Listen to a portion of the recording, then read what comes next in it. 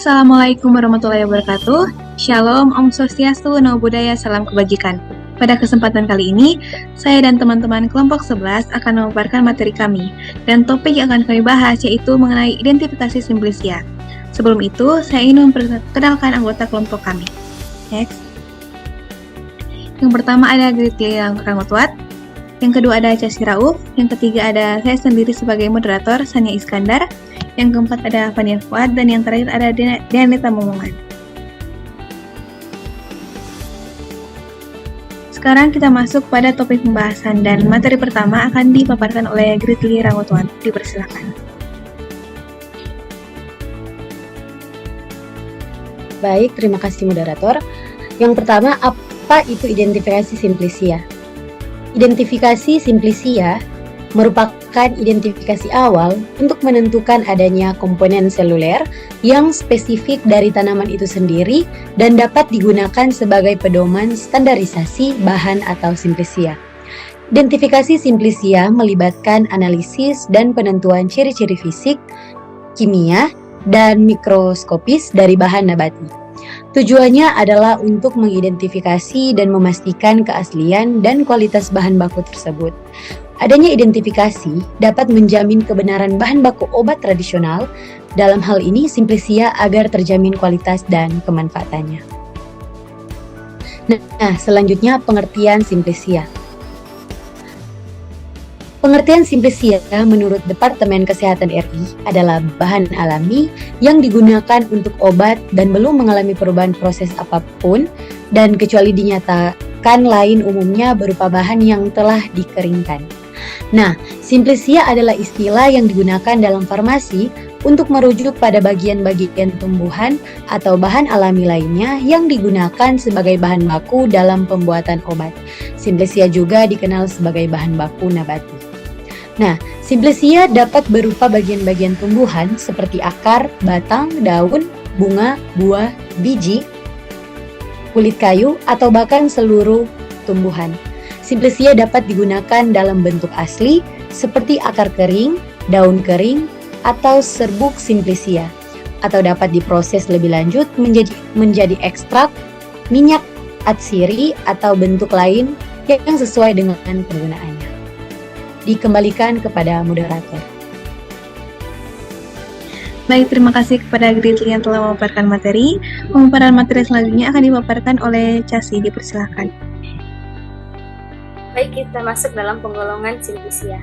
Simplisia dibagi menjadi 3 penggolongan, yaitu simplisia nabati. Simplisia nabati adalah simplisia yang dapat berupa tanaman, utuh bagian tanaman, eksudat tanaman, atau gabungan antara ketiganya. Misalnya Datura folium dan Piperis nigrifructus.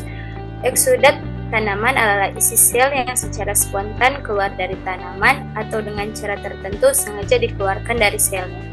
Eksudat tanaman dapat berupa zat-zat atau bahan-bahan nabati lainnya yang dengan cara tertentu dipisahkan atau diisolasi dari tanamannya. Yang kedua ada simplisia hewani.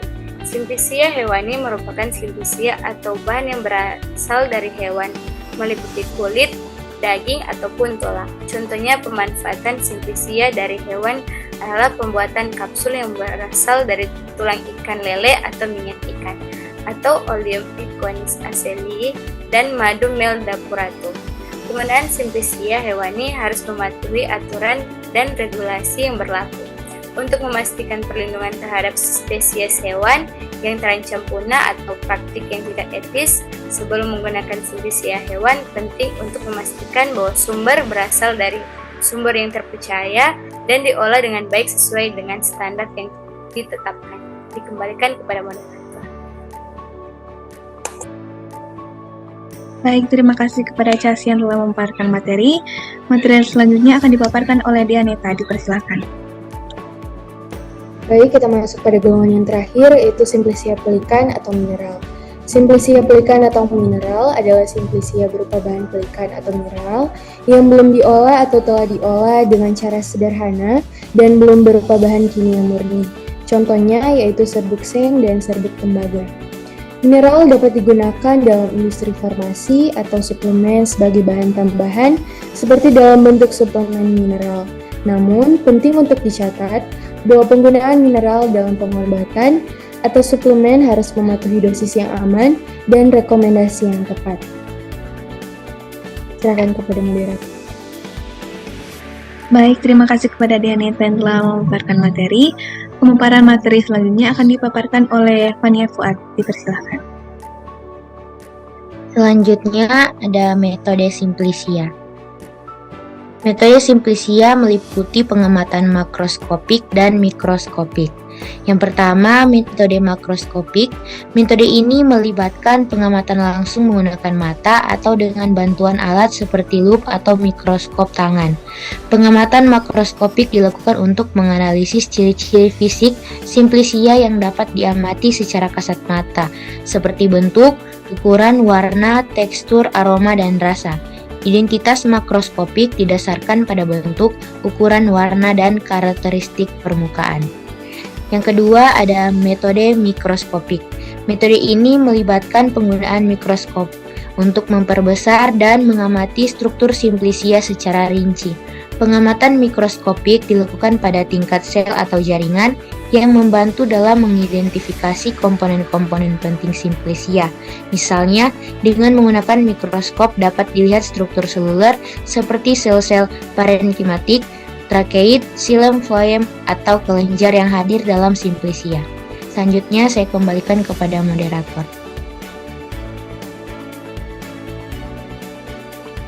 Baik, terima kasih kepada kelompok 11 yang telah memaparkan materi. Sebelum kami menutup presentasi pada hari ini, kami telah menyiapkan 5 soal untuk dijawab secara individu. Dan sekian presentasi dari kami. Mohon maaf jika ada salah kata dan penjelasan. Terima kasih. Wassalamualaikum warahmatullahi wabarakatuh.